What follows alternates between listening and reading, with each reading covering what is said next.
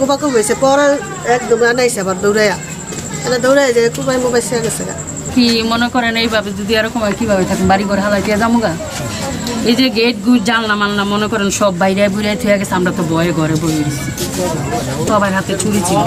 রক্ত মাখা ছুরি আর শরীরও রক্ত এলাকা বয়সেন যেটা আমরা পরিচিত না চিনি না কথা বলছেন যতটুকু আমরা জানতে পেরেছি সেটা হলো ইট বালু সিমেন্ট এগুলোর ব্যবসা নিয়ে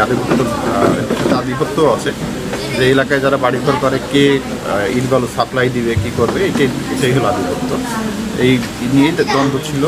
এবং যে শালু যে ঘটনার মূল হোতা সে একজন আমরা জানতে পারছি সে একজন সন্ত্রাসী প্রকৃতির লোক এবং এই এলাকায় সবসময় সে তটস্থ করে রাখার চেষ্টা করত তারই নেতৃত্বে তারই আক্রমণে আজকে এই অনাকাঙ্ক্ষিত ঘটনা ঘটছে এই ঘটনায় এ পর্যন্ত আমরা যেটা জেনেছি যে একজন মারা গেছে ওনার নাম সুরুজ মিয়া উনি ইউনিয়ন আওয়ামী লীগের অর্থ